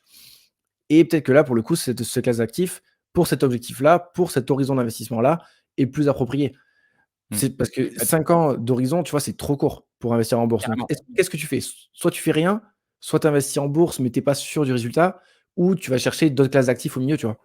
Ouais, mais souvent ce qu'on dit, c'est que tu sais, c'est sur 1 ou 3 ans, généralement c'est le cash. Il faut rester en cash parce qu'il y a Mmh. quasiment rien. Enfin, quand on dit cash, à nouveau, quand on parle de cash, c'est obligation court terme. C'est ce dont on va parler dans la deuxième partie de cet épisode parce que l'idée de l'épisode, c'est quand même vous parler comment vous pouvez faire fructifier votre cash. Donc, à nouveau, le cash que vous voulez garder en réserve voilà, en sécurité. Et du coup, court terme, vous avez besoin de cet argent sur 0,3 ans ou en sécurité, c'est plutôt du cash et donc des obligations court terme. entre 3 et 6 ans, c'est là où c'est un petit peu la zone grise, Ouais. où on va plutôt investir dans des obligations. Généralement, les gens vont dire plutôt des obligations moyen terme, long terme, etc. Parce que tu vas avoir moins de volatilité, donc moins de chances de perdre de l'argent, et ça va quand même plus fructifier généralement que les obligations court terme. Alors, c'est pas toujours le cas, ça dépend justement on va en parler de la courbe des taux. Et enfin, dès que tu as un horizon d'investissement de plus de 7 ans, généralement, on recommande les actions parce que sur un horizon aussi long, c'est sûrement ce qui va te rapporter le plus. Mais tu as raison, il faut toujours calculer en fonction de son horizon d'investissement. Moi, c'est vrai que je préfère me dire, bon, je mets de l'argent de côté, j'ai toujours un peu de cash. Si j'ai un objectif, je vais commencer à mettre de l'argent pour payer un mariage ou un truc, je vais commencer à mettre de l'argent de côté. Mais c'est vrai que je me projette surtout sur le long terme et je me dis, je veux que l'argent que j'investis, elle fructifie au maximum. Et donc, je préfère me mettre sur la classe d'actifs la plus performante et aussi la plus passive, sachant qu'à nouveau, c'est aussi probablement plus simple d'investir rapidement ce capital-là en action que dans un projet immobilier où généralement tu vas utiliser du l'effet de Ouais. levier et tout ça, quoi. Grave. Ouais, on parlera des ventes de Warren Buffett dans un autre épisode, ça pourrait être intéressant. Parce que du coup, j'ai checké vite T'as fait teasé les gens, on se fera un petit bonus en fin d'épisode. On ira voir le site Dataroma, ça sera l'occasion de vous ouais, présenter ce site que j'aime beaucoup. Mais parlons mon Clem, les des obligations. obligations court terme. Là, ce qui est intéressant en ce moment, c'est qu'en effet, vous êtes rémunéré pour le cash. Donc, avant, vous pouviez laisser du cash sur du compte courant parce que finalement, il n'y avait pas, voilà, il y avait même les assurances vie, les livrets A, ça rapportait. Je crois qu'on est descendu à combien sur le livret A? 0,05, 0. Putain, ouais, 0,5 je crois, hein. Ouais, je crois que dans le Covid, il y avait même des taux d'intérêt négatifs à un moment en Allemagne. Enfin bref, c'est un délire. Tu devais payer pour laisser ton argent quelque part. Donc là maintenant, c'est inversé, les taux sont remontés et donc en effet, si vous laissez sur votre compte courant, vous perdez non seulement l'inflation, qui est à 4-5%, mais en plus, vous auriez pu faire fructifier pour un petit peu combattre cette inflation. Et du coup, il y a plusieurs solutions. Donc évidemment, je pense qu'on en a parlé tout à l'heure. Je pense que le plus simple quand vous êtes en France, c'est évidemment les livrets bancaires classiques. Donc on a le livret A. Si vous êtes gagné, vous êtes plutôt dans une tranche d'imposition faible. Il y a aussi Le le LEP, LEP, si le je dis pas de livret bêtises. d'épargne populaire à 6%, avec un plafond qui a été augmenté à 10 000 euros, le 7 000 il y a 7 700, je crois, il y a quelques temps. Et le plafond aussi pour y avoir accès, sachant que avec l'inflation, forcément, il y a tout qui augmente, donc les tranches augmentent aussi. D'ailleurs, les tranches marginales d'imposition ont aussi augmenté. Je ne sais pas si vous êtes au courant, mais voilà, je le pose ici. Peut-être que vous serez un peu moins imposé en 2023. Et moi, je dis pas non, en vrai, parce que j'en ai marre. Et après, ouais, donc du coup, il y a le LEP qui est très bien, et il y a le LDD, aussi le livret développement durable. Donc il y a quand même 3 livrets où on peut poser du cash et être rémunéré soit à 3% pour le livret A et le LDD, soit à 6% pour le LEP, mais tout le monde n'est pas éligible. Mais bon, Voilà. c'est non fiscalisé et c'est garanti par l'État, donc il n'y a pas de volatilité. Donc c'est quand même plutôt cool. 2 inconvénients Après, quand même que je vois. Déjà, un, c'est que sur les vieilles banques, je vais les appeler les vieilles banques. Désolé pour ta chérie du coup qui ouais, opère dans une vieille banque, mais c'est vrai que moi j'aime bien utiliser les néobanques et c'est vrai que les néobanques du coup généralement ils vont pas proposer ces livrets-là, hein. C'est comme le livret A généralement, c'est comme le PEA, excusez-moi, c'est pareil, c'est proposé généralement sur des courtiers un peu old school. Ça va peut-être arriver, on a eu vent que ça pouvait arriver sur Trade Republic l'année prochaine, donc ça va être ouais, intéressant de ça fait voir longtemps qu'il y a justement. moi. Ouais, ça va être intéressant de voir justement des sociétés un peu plus lean, un peu plus start-up qui vont proposer maintenant ces livrets-là. Ça serait vraiment intéressant. Mais pour l'instant, c'est vraiment dans les vieilles banques françaises. Et aussi, le paiement est annuel. Et ça, on en avait parlé vite fait avec Mathieu Louvet. Je trouvais intéressant que aujourd'hui, et bon, alors il y a l'aspect psychologique, mais il y a aussi l'aspect rendement. Il faudrait calculer ça. Mais je trouvais ça très cool que tu reçoives comme ça chaque mois finalement tes intérêts en fait. Donc directement tous les mois déposés sur ton compte. Sur les obliges Donc je sais ou qu'il sur y a ça TR. sur Trade Republic et il y a ça aussi Ouais, sur Wise. Donc moi donc si sur vous êtes sur Trade Scalable aussi, Republic, je crois. ouais, de toute façon Non, tous les courtiers ouais, généralement vont se mettre à le proposer parce que c'est quand même voilà, c'est quand même dommage de se dire bon j'ai du cash et il fructifie pas. Donc là au moins il fructifie et vous recevez comme ça des intérêts chaque mois et c'est vrai que c'est agréable de dire j'ai reçu plus d'intérêts. À nouveau ça motive un peu plus à mettre un peu de cash de côté. Donc à nouveau je pense que moi je préfère investir à 90% de mon cash en bourse, mais le 10% que j'investis pas, j'aime bien toujours avoir des réserves en bourse et ce pourcentage de cash là j'aime bien qu'il fructifie. Donc, à nouveau, je dirais que le cash que vous gardez en fonds de sécurité, donc vos 3-4 mois de sécurité, en cas de pépin, etc., vous pouvez les faire fructifier sur les livrets. Le livret A a quand même un taux assez élevé. Et l'argent potentiellement sur votre courtier que vous allez bientôt investir en action, mais peut-être pas tout de suite parce que vous attendez un petit peu et vous voulez le déployer au fur et à mesure du temps. À ce moment-là, c'est cool si votre courtier propose une rémunération. Interactive Broker propose une super rémunération. Malheureusement, il commence qu'à partir de. Donc, déjà, il faut plus de 100 000 $ sur le compte pour bénéficier du taux plein. Et ce taux plein, c'est donc le taux directeur moins 0,5. Donc en ce moment, là, je suis allé sur eBay pour voir combien c'est. On est à 4,7% sur le dollar, donc c'est quand même intéressant. Mais le problème, c'est que c'est que sur la trésorerie qui dépasse les 10 000 dollars. Donc, à nouveau, il faut 100 000 dollars sur le compte, plus une trésorerie qui dépasse 10 000 dollars. Donc, c'est vraiment une option, ce que j'appelle pour les riches, quoi. C'est-à-dire Ouais, qu'il de faut quand même ouf. avoir beaucoup de cash à mettre dessus. Et c'est un petit peu dommage. Et c'est pour ça que j'ai conseillé, je ne sais pas si tu as vu, Clem, sur la méthode Trident, j'ai fait un tuto sur Wise. Parce que Wise, ce qui est cool, c'est qu'il propose la rémunération dès le premier euro. En plus, c'est facile de transformer ces euros en dollars. Et en transformant vos euros en dollars sur Wise, vous boostez en fait votre taux d'intérêt. Typiquement, là, je suis sur le site de Wise. On a 3,62% sur les euros et on a 5,11% sur le dollar. Donc, c'est quand même un taux qui est quasiment presque C'est 2 fois bien, plus hein. intéressant sur le dollar. Donc, c'est intéressant de transformer vos euros en dollars. Comme ça, ils fructifient. Au moment où vous avez besoin de les investir, vous les envoyez sur eBay. En plus, Wise et eBay, ils ont un système qui est très facile pour envoyer l'argent. Donc, il y a un peu plus d'étapes que sur Trade Republic, mais c'est une solution si vous êtes sur eBay et que vous souhaitez faire fructifier 1000, 2000, 3000 dollars, vous êtes en attente d'investir. Ou pour toutes les personnes qui d'ailleurs sont pas forcément, enfin, qui ont soit déjà les livrets full, parce qu'il y a des personnes qui ont enfin ça existe, hein, de grosses dépenses et besoin d'une grosse épargne de précaution. Ouais. Et du coup, c'est bête de laisser de l'argent sur le compte courant. Parce que moi, je sais, j'ai déjà vu des comptes courants à 30, 40, 50 000. Tu vois, genre, enfin, tu te dis, laisse pas ça C'est un là, tu bon vois. Genre, problème à avoir, mais oui, tu sais que j'ai c'est le un même problème de sur, riche. C'est pas vraiment un problème, mais c'est dommage, on va dire. Donc, il y a mieux à faire. Et ouais, et pour toutes les personnes aussi qui sont enfin, en dehors de la France, hein, parce que je sais pas si ça nous écoute en dehors de la France, parce que nous, on parle beaucoup de la France, du livret A et de tous les avantages qu'on a ici par rapport à ça, mais pour toutes les personnes en dehors, je pense que la solution Wise et eBay, c'est quasiment international, hein. Oui, carrément, carrément. Ça c'est disponible dans tous les pays. Donc, si jamais vous êtes dans un Ouais. autre pays, ça marche très bien. Et tu sais que c'est marrant que tu dis ça parce que j'ai le même souci. C'est-à-dire que moi, en trésor de boîte, j'ai beaucoup d'argent. Et la boîte du coup, la banque que j'utilise, elle me commence à me rémunérer que, je crois, quand j'ai plus de 250 000 dollars, tu vois, en trésor. Alors que je dois être autour des 130 000. Donc, du coup, ce que j'ai fait, c'est que j'ai commencé à enlever. Donc, évidemment, il ne faut pas enlever trop de cash parce que c'est sur ce compte-là que j'ai une CB. Et j'ai commencé à en mettre sur Wise parce que sur Wise, justement, j'ai de l'intérêt qui tombe dessus. Et en fait, je me dis, mais c'est ouf l'argent que je perds en laissant cette trésor de quasiment 100 000 dollars sur cette banque plutôt que de la mettre sur Wise où je toucherais 5%. Tu vois. Donc, c'est vrai qu'après, tu réfléchis et tu te dis, attention, bon, à nouveau, c'est un problème de riche, mais c'est une réflexion à avoir si vous gérez une boîte, une entreprise, se dire, tiens, est-ce que votre banque propose, je ne sais pas si en France, typiquement, tu vois, est-ce que les comptes courant Il y a du d'entreprise compte propose à une rémunération comme ça aussi intéressante. Non, mais t'as des comptes à terme.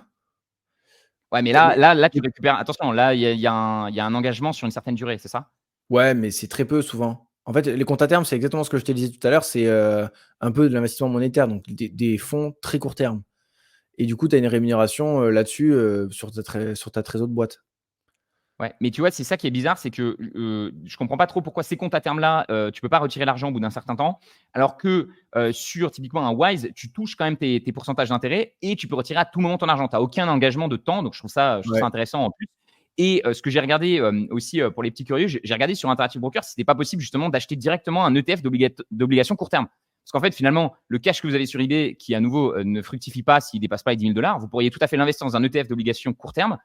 Et comme d'habitude, j'ai trouvé des super ETF américains qui justement ont un grand historique. Et en fait, ce qui est bien, c'est que ces ETF, ils valent tout le temps la même valeur. Donc, ils montent légèrement pendant le mois en termes de valeur. Donc, imaginons, il va 1 dollar, il va monter à 1,05, il va distribuer le dividende, donc enfin, il va distribuer le coupon, et ensuite, il va redescendre.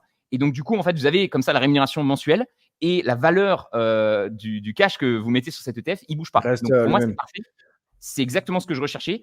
Et malheureusement, évidemment, Mais comme tu d'hab, avec aussi les normes CTS, Non, mais en vrai, heu, ces normes-là, ça vraiment j'ai enfin, gros warning, hein. Moi, je mets enfin, tu regardé dans sa permission, il s'amuse à faire des petits Nostradamus là, non, des ouais, petites j'ai pas devinettes. écouté les derniers épisodes. Mais en gros, pour moi, la norme UCITS là, Ouais, c'est fait pour protéger les investisseurs européens.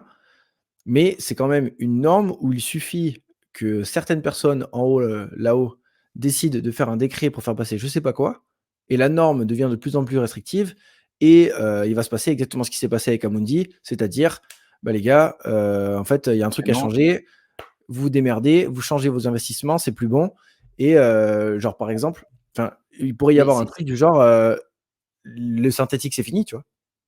oui, non, mais le synthétique, c'est fini, mais surtout, l'Europe pourrait dire: «Bah, désormais, investir vous êtes obligés d'investir dans l'ESG». Du coup, c'est une nouvelle Oui, norme c'est ça. UCITS, c'est-à-dire que si vous êtes résident européen, vous êtes obligé Ouais, d'acheter des obligé de ETF. Et léger. donc, tous les ETF qui ne sont pas ESG ne sont pas éligibles. Tu vois. Et donc, c'est vrai que tu arrives à des dingueries comme ça. Déjà, c'est abusé. C'est un peu comme si, je sais pas comment dire, mais c'est vrai que les gens ne se rendent pas forcément compte parce que c'est le milieu financier. Mais c'est un petit peu comme si on disait aux résidents européens, vous avez le droit d'acheter que des produits qui viennent de l'Europe. C'est ça qu'on dit en fait Ouais. quand on met les normes UCITS. Parce que les produits n'ont pas. Alors, tu vas me dire, c'est pareil sur pas mal de produits. Des fois, les normes, c'est utile. Tu vois, heureusement qu'il y a certaines normes. Par exemple, en Chine, ils vont pas avoir une certaine norme, je sais pas, pour les jouets pour enfants. Tu es content qu'en Europe, il y ait une certaine norme qui protège et qui fait qu'en sorte que le jouet, quand il arrive en Europe, logiquement, il respecte la norme. Tu vois. Donc là-dessus, en Europe, on est assez fort pour faire des normes. Et je pense que ça peut protéger dans certains cas. Mais là, en investissement, je vois pas trop la logique parce Bah, que ça devient plus effectivement, restrictif que ça te bloque protecteur. de plein, ça te Ouais, bloque de ça plein devient d'ETF. qui Et sont pas forcément moins bien, enfin, qui sont sûrement même mieux gérés, qui sont et avec une il y a des frais diversité plus beaucoup plus faibles, importante. il Enfin, y a plus ouais, de des frais liquidité, tu peux investir dans le monde entier. Et donc, ouais, c'est ça, les gestionnaires d'ETF sont obligés de dupliquer, de recréer un ETF qui va être UCITS. Et donc, forcément, il va être moins capitalisé et ils vont pas, typiquement, on ne trouve pas de, j'en reparlais encore la dernière fois avec plusieurs personnes, on ne trouve pas encore d'ETF MSCI World Quality, quoi. Le seul non, quality qu'il y a, c'est un quality sector mmh, neutral ouais, et donc, pas c'est pas tout forcément à le fait même. un quality exact. Ouais. Non, c'est ouf ça, hein. Enfin, j'ai enfin, ouais. Ça serait un autre débat, complet ça. On va pas partir là-dessus parce que sinon je pense qu'on Ouais. pourra en parler longtemps. Mais ouais, donc Tout la ça pour norme dire, UCITS, à surveiller. Mais Si vous faites des recherches et que vous trouvez un UCITS obligataire court terme avec justement une variation nulle, parce que moi j'en ai trouvé certains, tu vois, sur des 1 an par exemple. Le problème, c'est que même sur 1 an, ben, ton cash il peut bouger. Et ce que tu veux surtout pas quand tu places du cash et que tu veux le faire fructifier, tu veux surtout pas que la valeur ne doit jamais bouger parce que ouais, c'est du cash. À nouveau. Donc, et c'est ça le problème en fait avec les obligations, c'est que dès que tu allonges la durée, bah, tu as un risque par rapport à la durée. au Et donc final ça, problème. bah, au final, la solution, en fait, c'est, exactement ce qu'on disait tout à l'heure, hein, c'est de passer par des organismes qui font ça pour nous. Parce que ce que fait Wise, à mon avis, c'est pas compliqué, hein, c'est qu'ils prennent l'argent des Ouais, gens, ils investissent à un endroit où ils récupèrent 5, ils en redistribuent 4,5, ils sont fait 0,5 de marge et exactement. yallah, tu vois? Et Exactement. Mais si vous allez, je vous partagerai le lien à la limite en description justement de Wise Interest. Si vous tapez Wise Interest, vous le trouverez sur justement sur Internet. Et ils précisent très bien de où ils tiennent leur truc. Et en fait, ils te disent, bah, on investit dans le BlackRock ICS Euro Government Liquidity Fund.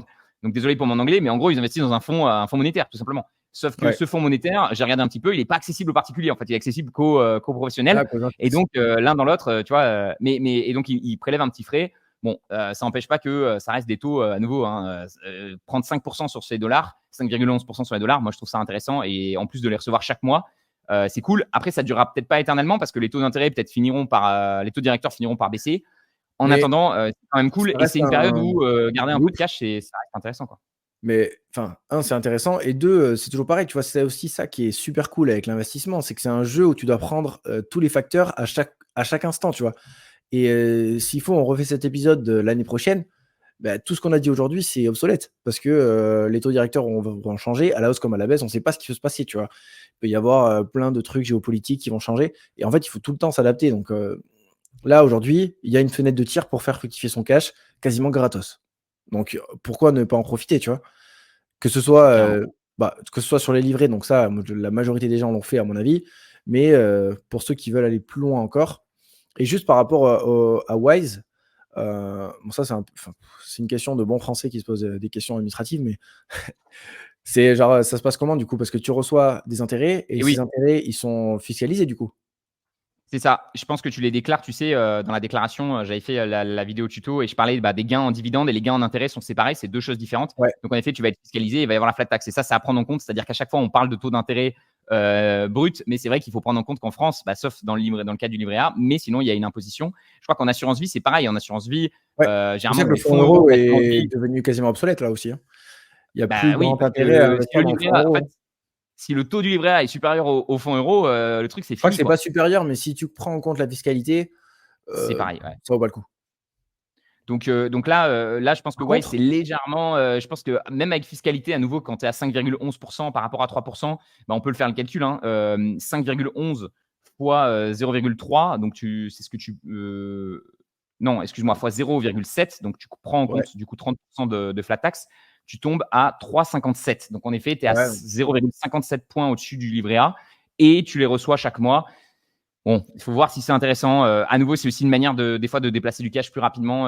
Tu sais, c'est plus facile Je pense d'envoyer que ça du peut cash être de un Wise outil, hein. sur eBay que de livret A vers eBay, quoi. Mais c'est les calculs. Mais ouais, après, au niveau des obligations, il faudrait aussi qu'on parle des différents types d'obligations qu'il y a, parce que là, on a beaucoup parlé du coup de Wise et qui permet d'avoir un taux d'intérêt sur le cash.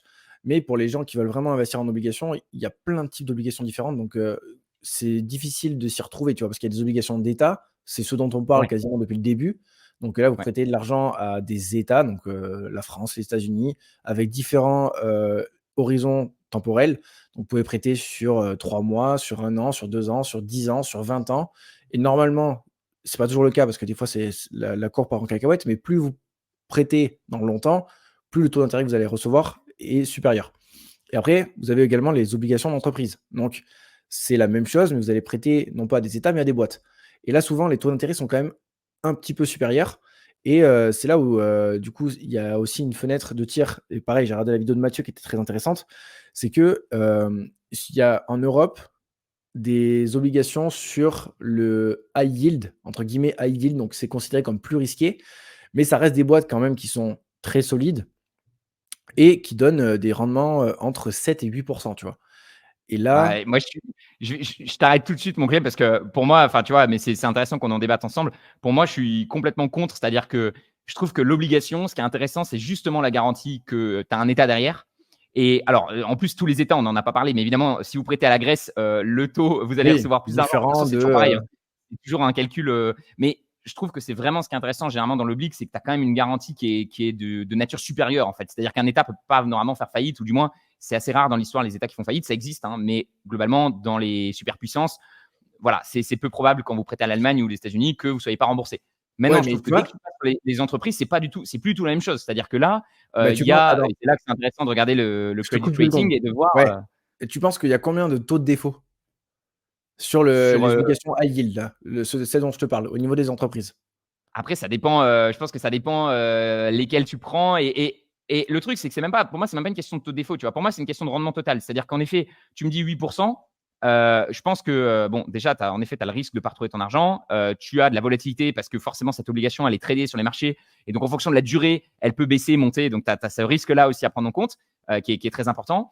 Et en plus de ça, tu vois, tout à l'heure, tu disais le versement d'une obligation, c'est un peu comme un dividende. Sauf que quand même, il y a une grosse différence pour moi qui est majeure, c'est que le dividende, il peut être augmenté. Alors que le paiement d'une obligation, il est flat, en fait. C'est-à-dire que ton coupon, si tu prêtes 1000 euros à une C'est entreprise sur ouais, 10 ans, c'est tu fixé au reçois le départ. même coupon pendant 10 ans. Alors que le dividende, si l'entreprise est capable, et normalement, tu sélectionnes des entreprises qui sont capables, eh ben, il peut augmenter de 8, 10. Là, typiquement, nous, les boîtes qu'on sélectionne, on a entre 10 et 12% par an de croissance. Donc, c'est le yield, tu vois, il faut forcément le comparer. C'est-à-dire que certes, tu commences par exemple à 1%, mais si tu as 10% de croissance annuelle, c'est pas du tout pareil qu'une oblige qui certes te verse peut-être 4-5% au début, mais qui ne va pas du tout bouger, tu vois. Donc c'est à nouveau, c'est ça qu'il faut Ouais. bien prendre en compte. Je suis d'accord, mais c'est quand même potentiellement plus intéressant que des obligations. Pour les gens qui veulent vraiment investir en obligations, ça peut être plus intéressant parce Oui, qu'au mais final, le taux de ouais, défaut, il est de 3%, ce qui est quand même très faible et c'est le taux de défaut à l'instant T, au moment où ils doivent verser le coupon et il y a, le taux alors attends, j'ai plus le nom, j'ai regardé la vidéo tout à l'heure en plus pour préparer, mais c'est le taux de redressement, je crois que ça s'appelle. Et en gros, c'est les entreprises qui ont versé leur coupon un peu plus tard. Et ça, il est de 50%. Donc en gros, tu as 1,5% de taux de défaut sur les coupons des obligations, ce qui est quand même assez faible, tu vois. Donc en gros, tu peux avoir un rendement sur ton cash qui est pas ultra dégueulasse quand même.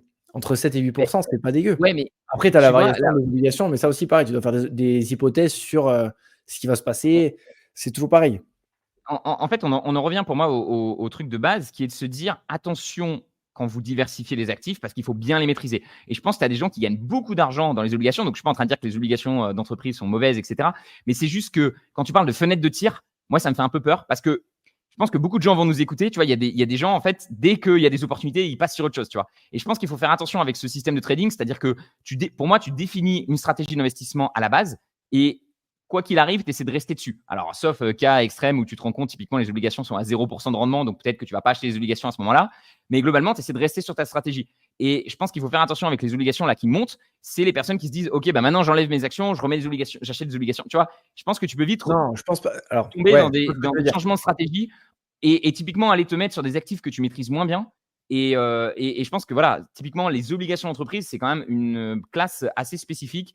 Donc, Je suis peut-être, d'accord avec après, il y a toi. des manières de l'aborder avec un ETF, tu vois, en étant plus Ouais, diversifié, je pense, etc. voilà, je pense qu'il y a différentes façons de faire, mais en aucun cas, tu vois, par rapport à ce que tu dis, en aucun cas ne faites pas ce qu'a dit Roman, c'est-à-dire changer de stratégie parce qu'il y a quelque chose de nouveau et qui est très attrayant et qui a du rendement, tu vois.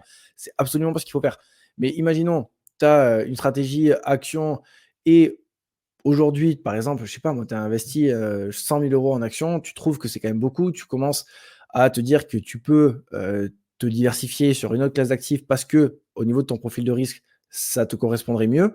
Bah, peut-être que c'est plus intelligent d'investir sur les obligations aujourd'hui qu'il y a 5 ans, tu vois. Parce que là, Ça, c'est sûr. ça aurait été Là, débile, alors que là, ça a un peu de sens quand même. ça, on Mais est carrément bien d'accord. Mais évidemment, je pense qu'il faut maîtriser, surtout, c'est le plus important, il faut maîtriser ce qu'on fait et maîtriser les obligations, la classe d'actifs sur laquelle on va investir. Parce que là, aujourd'hui, on en parle, mais je pense que j'en sais plus que beaucoup de monde sur les obligations, parce qu'on en parle, etc. Mais moi, je ne serais pas à l'aise sur le fait d'investir sur les obligations aujourd'hui. J'ai pas assez de compétences, j'ai pas assez de connaissances, et du coup, je n'investis pas sur les obligations aujourd'hui. Parce que tu vois, je suis pas à l'aise. ouais, mais tu vois, tu l'as super bien souligné. Et tu vois, je trouve que dans une logique de diversification, même dans une logique de diversification, j'avoue que l'oblig d'entreprise, je la comprends pas trop, tu vois. Parce que autant l'oblig d'État, à nouveau, tu as des actions, tu te dis, je veux me diversifier, donc je veux sortir un peu de la dépendance finalement que j'ai à des entreprises privées. Je trouve que l'obligation d'État, elle est intéressante parce que tout d'un coup, ta dépendance, elle est vis-à-vis d'une entreprise, d'une entité qui est publique.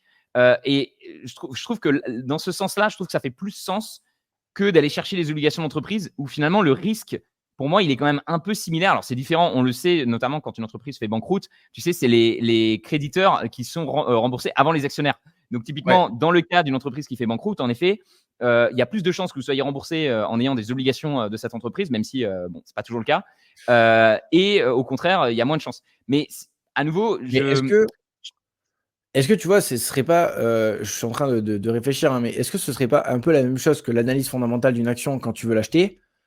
Et ben, quand tu sais que l'action, elle fait une belle croissance, qu'elle a une belle profitabilité, qu'elle a des bonnes marges, qu'elle a une bonne renta, et cetera, je te refais pas le dessin, tu connais mieux que moi. Mais est-ce que c'est pas un peu la même chose pour une oblique? Par exemple, tu vas analyser une action, imaginons, je sais pas moi, Johnson& Johnson, tu vois que c'est du triple A, l'obligation, elle est, je sais rien moi, à 5 à 10 ans. Tu sais que la boîte, elle est très solide. Tu sais que même si c'est pas la boîte la plus croissante du monde, elle fait quand même de l'argent et qu'elle va pouvoir rembourser son obligation, tu vois? ouais. Donc est-ce Non, que tu c'est une l'analyses un stratégie. peu différemment? Oui, c'est une analyse très différente parce qu'en fait, je pense que quand tu analyses en obligation, à nouveau, nous, c'est pas un travail qu'on a jamais fait, mais c'est intéressant de se poser la question. Je pense que si j'étais un investisseur obligataire, en fait, la seule question que tu te poses, et donc c'est plus simple parce que quand tu investis en action, tu veux pas juste que la boîte elle survive et qu'elle paye ses dettes. Ah, Tu veux qu'elle tu veux grandisse et fasse plus ouais, de bénéfices. Alors que quand tu investis dans une obligation d'entreprise, la seule chose que tu veux, c'est être remboursé. Et donc, en ouais, fait, tout le calcul, il est sur quels la sont les santé financière pourcentages de de la boîte. chances que la boîte fasse banqueroute. Donc nous, typiquement, dans la méthode Trident, on regarde aussi beaucoup les notations financières parce que je trouve que c'est quand même une métrique intéressante, même si elles n'ont pas toujours fonctionné et que parfois il y a eu des mauvaises notations. Mais de manière générale, c'est quand même des notes qui sont assez bien construites. Et tu sais que quand tu as un triple A, tu as 0,3% de chance de banqueroute sur 30 ans. Donc tu sais à peu près le risque. Donc en effet, ça doit être intéressant. Mais je pense que c'est là où tu vois le paradoxe, c'est que quand un mec achète GNJ, l'obligation de GNJ, je pense qu'il gagnerait beaucoup plus à acheter l'action de GNJ de manière générale, à moins que l'entreprise soit de moins bonne qualité. Et donc, je pense que les obligations d'entreprise, c'est pour ça qu'on parle beaucoup de high yield ou de junk bond. Tu sais, le junk bond, c'est quand la note de crédit de l'entreprise passe en dessous de ce qu'ils appellent le investment grade.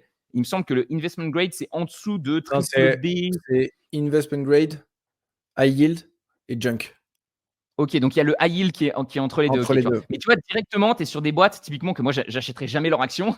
Ah oui, Et je pense que et naturellement, les gens vont sur des boîtes et où il y a quand même, tu vois, c'est quand même un ouais, pari sur la boîte, elle est endettée, c'est pas ouf, mais le taux de défaut, tu vois. Donc après, c'est vrai que c'est des stats, je hein, pense que mais c'est une gymnastique complètement différente. Genre, en gros, dans la méthode Trident, tu pondères beaucoup certains critères de renta et croissance, et cetera.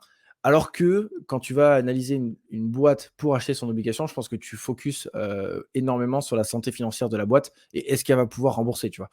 Et si enfin, Normalement, ça va pas être très, très compliqué de, deviner si l'entreprise va réussir. En fait, après ça dépend. Putain, je suis en train de réfléchir en même temps que je parle, du coup ça complique le truc. Mais, je pense que ça dépend énormément de la durée sur laquelle tu vas investir. Parce que très difficile de savoir si une boîte, dans 10 ans, sera toujours en bonne santé financière. Parce que si tu achètes une oblig pour la garder sur les 10 années, et en fait, il peut y avoir plein de choses qui vont se passer. Donc si la santé financière de la boîte, se dégrade, beh, ton obligation risque de se dégrader aussi au niveau du prix. Enfin ouais, c'est compliqué C'est quand même. en C'est en plus vrai, compliqué que ce qu'on pense. c'est compliqué et je pense que typiquement, beaucoup de gens à nouveau vont beaucoup préférer à nouveau si vous êtes pas à l'aise et que enfin, toujours pareil, quand tu connais rien, évidemment, tu n'investis pas. Quand tu commences à connaître un peu, généralement, tu prends des ETF parce qu'au moins tu diversifies et typiquement, si tu veux acheter du high yield, tu tiens absolument à avoir du high yield dans l'obligation, tu prends un ETF high yield et donc dans le tas, tu auras un peu des obligations de toutes les high yield et donc là, tu es vraiment sur les stats. Et après, quand tu t'y connais bien, là, peut-être, tu peux te dire, OK, là, il y a une opportunité. Comme nous, on fait avec la méthode Trident, tu es capable de savoir la qualité. Et typiquement, je pense qu'il y a un vrai procédé à connaître pour savoir si, justement, Ouais. sur les 10 prochaines années, est-ce que l'entreprise a vraiment beaucoup de chances de rembourser le prêt qu'elle a accordé. Sachant que moi, je ne sais pas ce que tu en penses, j'avais aussi ce souci-là en termes de. Alors, je ne sais pas si sur les entreprises, c'est tout à fait pareil, mais j'étais un peu gêné sur le fameux peer-to-peer lending. À un moment, ça marchait beaucoup. Il y avait des plateformes qui. Je ne sais pas si c'était pas Mint ou je sais que c'était Mythos. un truc dont on parlait beaucoup.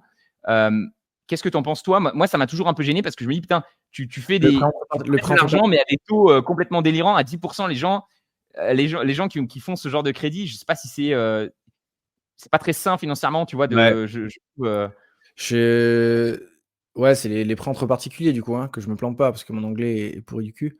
oui, oui, Mais, excuse-moi. Ouais, ouais, c'est ça. C'est les on est bien plateformes qui te on est bien sur proposent, ça. bah, en gros, elles te Ouais, mettent en il y directement en avait contact. Mintos, je crois. Mintos ça s'appelait, qui avait fermé en France avant de réouvrir, je crois. Et franchement, je vais pas en fait, je sais pas. J'ai pas de stats, je peux pas te Ouais, dire ouais, ouais. genre, je sais pas si ça fait défaut, je sais pas si c'est bien remboursé. En fait, j'ai Je pas pense que assez tu as de un double données pour risque. répondre à la question. Tu as un double Mais risque en plus sur ces plateformes-là, c'est que en plus, c'est des plateformes un peu start-up nouvelles, donc en effet, elles peuvent ouais, fermer. Donc voilà, même si derrière l'investissement il fonctionne, voilà. Et en plus, tu as évidemment le risque mais particulier, mais évidemment, ces plateformes vont j'ai souvent mettre en l'impression avant, elles que vont dire que le taux de défaut est faible aussi, quoi, souvent. j'ai l'impression que ça s'est perdu un peu, hein. Parce que beaucoup de monde en parlait, il Ouais, y a ouais. 2 ans, 2-3 ans quand on était sur la sortie du covid, c'était en plein boom, il y avait de l'argent partout, c'était gratos, c'était, là, à ce moment-là, ça parlait beaucoup de ça. Là, ça fait un moment que j'ai pas vu une seule vidéo ou un seul sujet par rapport aux prêts entre particuliers, hein. Très peu. Là, on est beaucoup plus parti sur, le crowdfunding IMO et ce genre de choses. C'est pour ça que c'est un peu, il faut faire attention avec YouTube parce qu'il va y avoir des tendances. À un moment, les gens vont parler de trucs et Oui, oui, bien sûr. voilà, ça peut vite.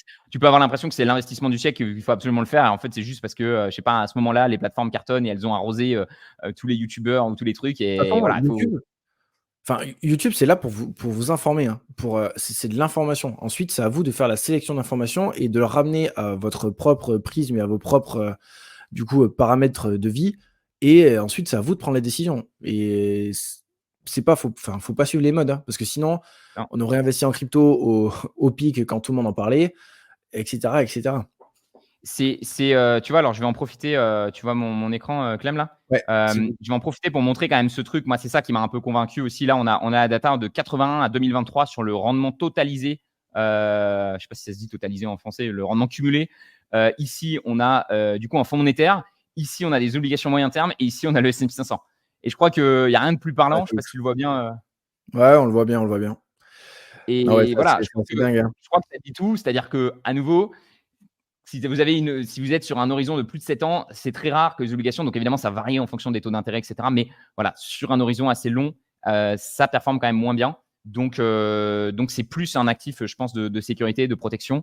Donc toujours intéressant de faire évidemment, voilà, de faire travailler son cash. Ce qui est intéressant, je ne sais pas si tu as regardé la courbe des taux. Ça doit être intéressant de voir justement la différence. Donc la courbe des taux, c'est la fameuse différence entre justement le rendement des obligations court terme avec les obligations plus long terme.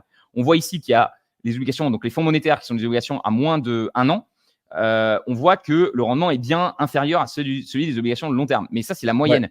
Et on peut regarder justement l'évolution de la courbe des taux. Et des fois, on a des surprises où justement, des fois, l'obligation, c'est ce qu'on appelle l'inversion de la courbe des taux. Des fois, l'obligation justement court terme rapporte plus que la long terme. Et Et généralement, là, c'est c'est un souvent signe qu'il y un a petit peu, souvent, les gens disent ouais, c'est souvent inquiétude, qu'il y a attention. une couille dans le pâté, hein, comme on dit, quand il y a une inversion de la courbe des taux, c'est qu'il y a quelque chose qui va pas bien au niveau économique, au niveau macroéconomique Et c'est aussi toutes ces données-là, en fait, il faut faire attention de ne pas tomber enfin, trop de données. Parce que si on regarde toutes ces données-là, tu vois, c'est intéressant pour beaucoup de choses, mais quand tu fais de l'analyse d'action comme ce que Bah, tu quand peux c'est faire avec la méthode Trident, en fait, ouais. cette donnée-là n'est pas forcément importante par rapport à l'échelle de temps sur laquelle on investit. Donc, Ouais. ça fait peur à des moments donnés. Tu dis, ça peut mal se passer, il peut y avoir une récession, etc., etc. Mais en fait, la récession, limite, on l'attend parce que c'est là qu'il peut y avoir des bonnes opportunités, tu vois. Complètement. Mais je dirais deux choses. La première, je dirais, en ce moment, tu m'as montré que tu lisais le fameux Peter Lynch. Et Peter Lynch, il a une Ouais, super phrase comme ça où il disait ça serait génial de pouvoir connaître les taux d'intérêt, l'inflation qui va venir, etc. Mais en fait, on n'en sait rien. Du coup, il disait oublie tout ça. Oublie, genre, lui, il disait, lui, il était hardcore là-dessus, hein. Vraiment, si vous écoutez ses interviews, il disait, et c'est un des mecs qui a le mieux performé, un des meilleurs gestionnaires de fonds. Et il disait si vous avez passé une minute à étudier l'économie, vous avez perdu une minute, quoi. C'est vraiment, enfin, si vous passez une minute à regarder la macro, vous avez limite perdu une minute. Donc là, vous êtes en train de me dire le podcast dure depuis une heure, donc tu es en train de nous dire qu'on a perdu une heure. Non, parce que justement, on essaie quand même de mettre en contexte ces différents éléments. Je pense que le taux, il est quand même intéressant, ce taux, du coup, ce yield, le fameux yield curve. Il est intéressant parce que quand tu achètes une action, tu peux justement comparer ton yield, par exemple, de free cash flow ou ton yield des earnings. Donc, à nouveau, le yield de free cash flow, ou le yield des earnings, c'est le contraire du PER.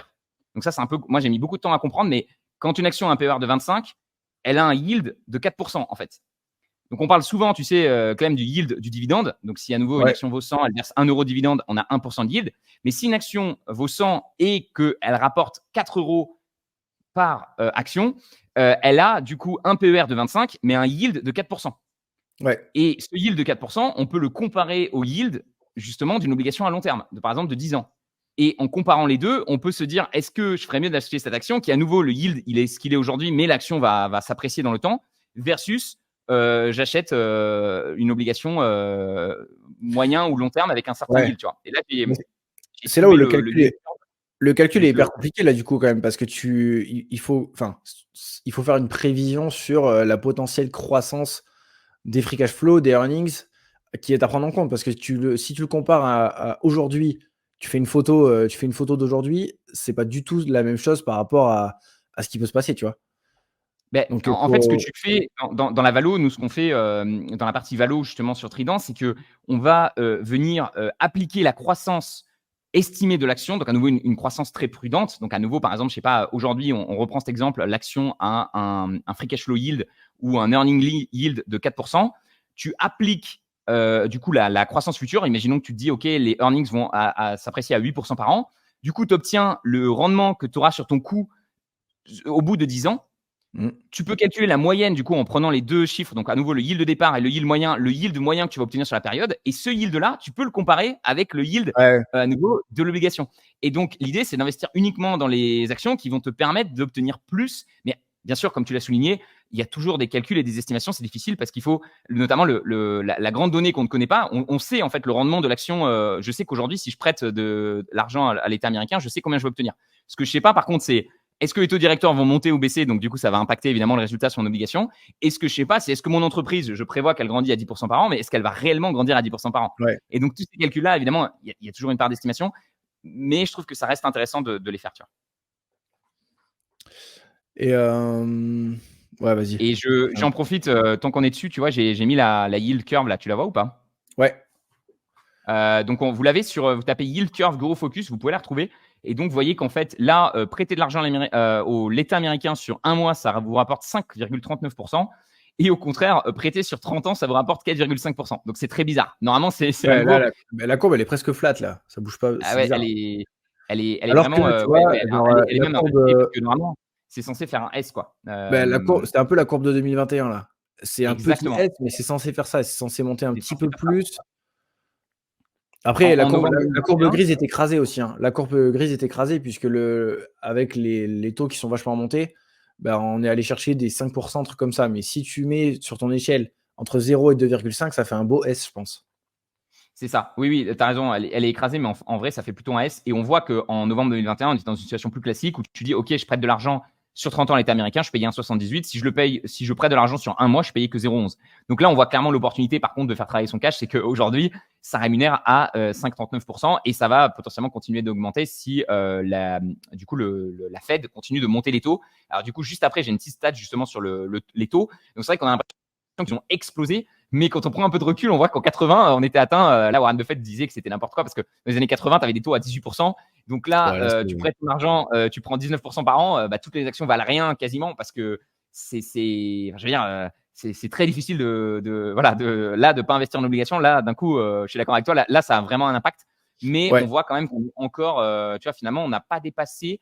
On est à quoi là, 5,33, tu vois, en octobre surtout que c'est 2023. déjà en train de se calmer. Hein. C'est Ouais. en train de se calmer Enfin, parce là, qu'il en y a fait, eu à 2 nouveau, réunions de la le Fed où ils taux. n'ont pas annoncé d'augmentation. Ouais, c'est ça. Ils n'ont pas annoncé d'augmentation. Donc, potentiellement, si les chiffres d'inflation continuent de baisser, potentiellement, on va commencer à avoir une stabilisation et une baisse. Peut-être que ça fera un Ouais. petit peu pareil qu'en 2006-2007, là, tu vois. Après, on avait eu une crise financière qui avait poussé vraiment une baisse des taux pour justement relancer l'économie. Peut-être que ça ne sera pas le cas ici et peut-être qu'il y a quand même beaucoup de gens qui disent, notamment, je ne sais pas si tu vois, l'investisseur assez célèbre qui écrit plusieurs bouquins qui disait que selon lui, justement, on allait rentrer dans une nouvelle période où les taux allaient rester élevés pendant un certain temps, tu vois. Et donc, ça serait plus dur que toute cette période qu'on a eue où les taux étaient quasiment à zéro, où ça serait voilà. Et donc, c'est vrai que c'est Howard Marks.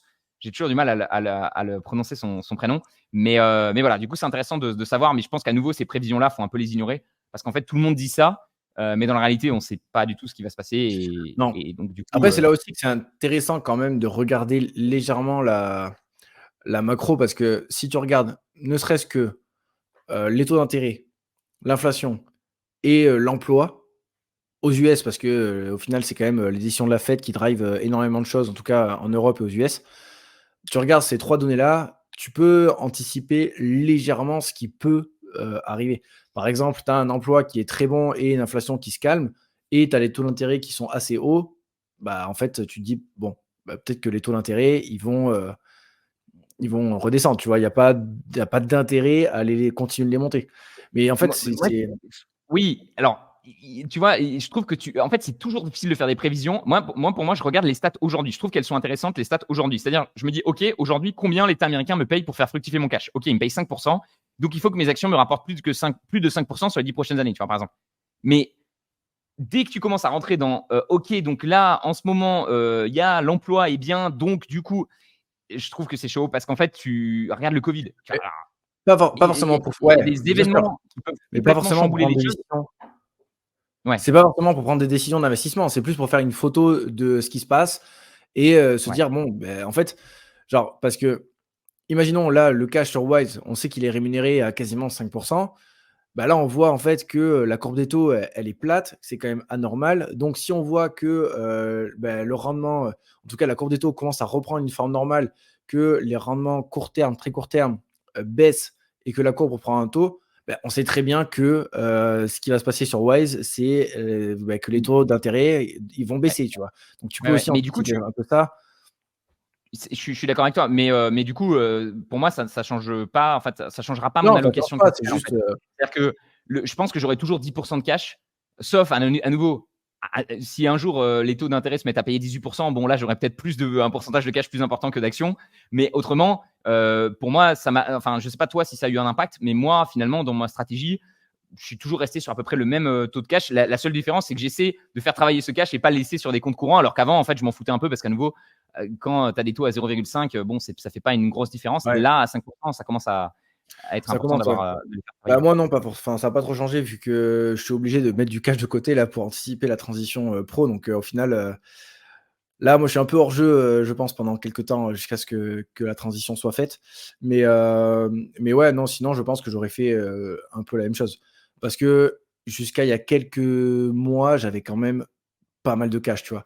Et là, pour le coup, j'ai pas mal de cash sur la trésorerie de ma boîte. J'ai environ, 20 000 sur, sur ma société, création de contenu YouTube, formation.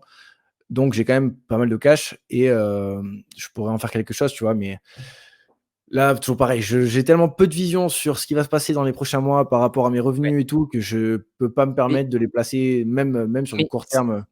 Ça met du frottement. C'est pour ça que c'est dommage que ta banque propose pas, parce que normalement c'est, enfin tu vois, notamment, bon après tu Mais t'as pourrais des débattre contrats sur terme. Wise, c'est quoi le risque, mais normalement, même sans, enfin tu vois, si il y a certaines banques, alors vous c'est plutôt des banques, tu vois, typiquement Revolut, Wise, les néobanques te payent sur des comptes qui ne sont pas risqués. Enfin, je veux dire, je crois qu'il y a le seul risque qu'ils évoquent, c'est si les taux deviennent négatifs. Mais bon, d'ici que les taux deviennent négatifs, quand même, je pense que Ouais, tu as ouais. le temps de voir venir Après, le truc. je pense qu'il y a des trucs, hein. Ou Faudrait que je me faillite en renseigne. l'état, quoi. Faudrait que je me renseigne, mais en fait, le truc, c'est que je pense qu'en banque, comme tu l'as dit tout à l'heure, il y a moyen que ce soit bloqué pour une certaine durée. Donc, je pense que la durée varie. Et moi, là où j'ai un problème aujourd'hui, c'est que il va falloir potentiellement que je me paye à un moment donné si je veux continuer un peu mon train-train de life. Donc, en fait, j'ai pas de visibilité. Donc, tant que j'ai pas de visibilité, je prends pas de décision pour bloquer de l'argent quelque part. Tu vois. Je Bien préfère sûr, mais à nouveau, on en revient sur le fait que tu bloques ton argent. En fait, ce qui serait ouais, génial, c'est si tu avais ne une pas le rémunération en bloquer, bien automatique, sûr.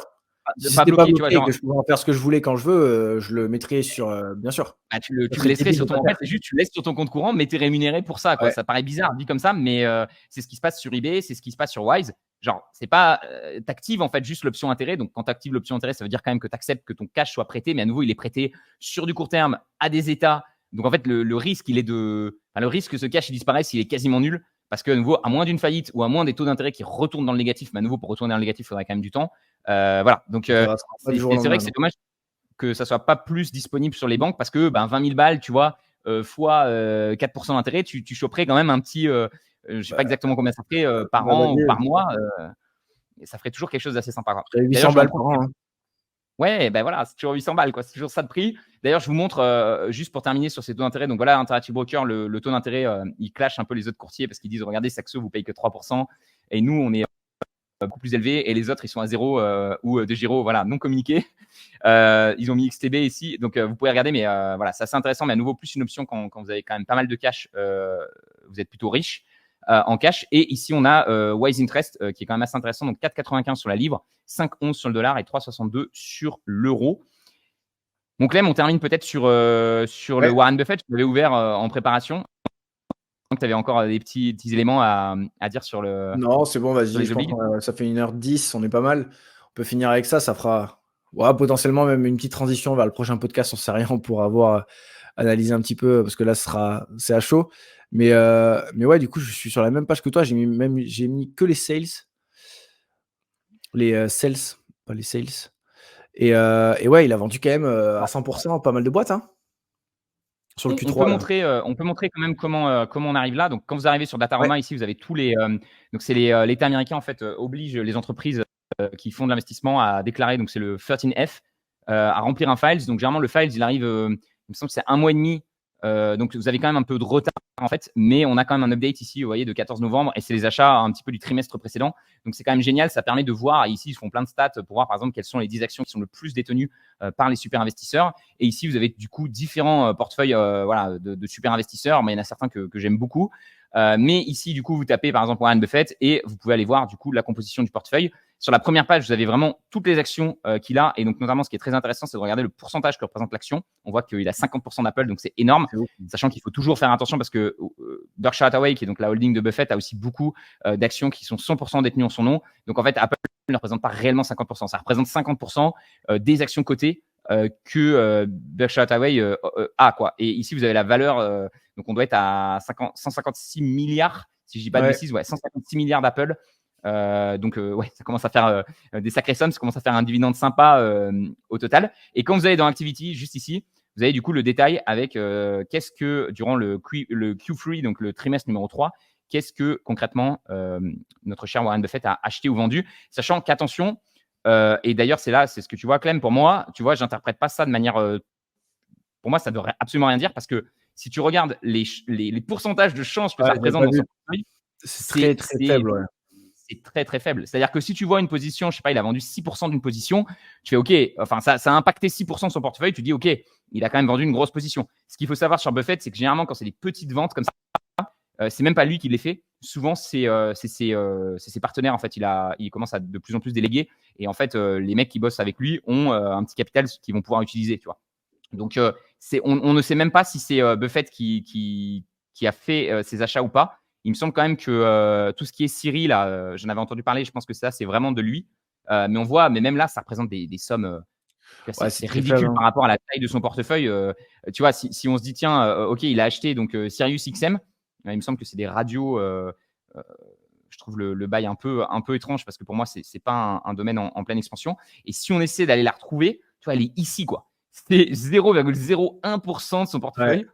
mais Donc, tu vois, je trouve que tu peux pas en déduire grand chose. Le après, portefeuille c'est est tellement massif c'est toujours que. pareil aussi. Je pense que, un, on peut pas en déduire grand-chose. Tu as raison, parce que c'est trop faible.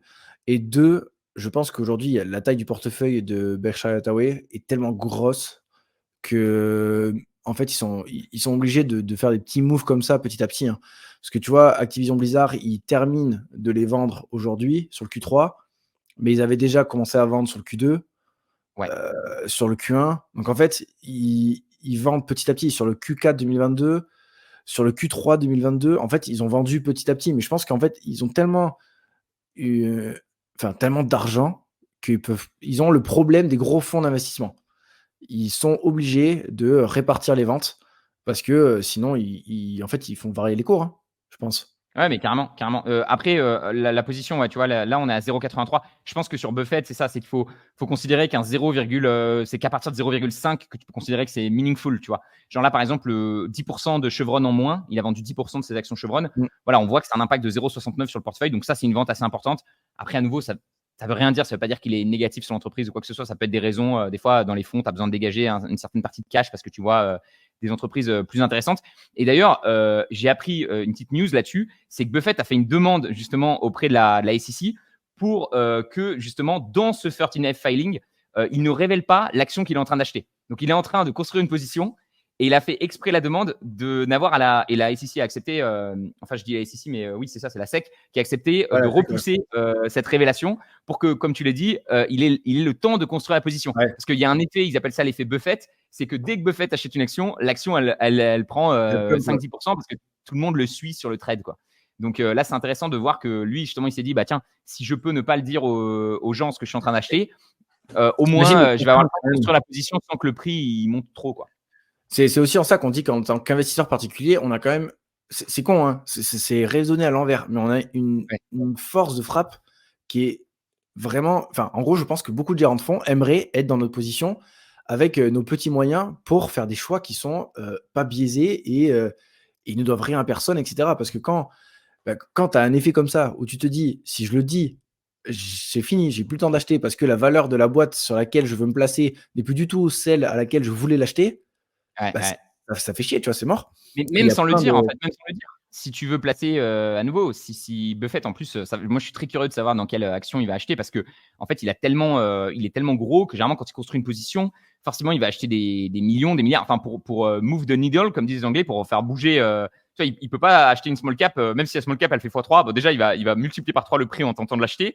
Donc, il est obligé d'acheter des boîtes qui sont quand même très capitalisées et et en fait, naturellement, il va épuiser le carnet d'ordre, en fait, parce qu'il y a un certain nombre de vendeurs sur une action, il y a toujours une partie de Ouais. vendeurs.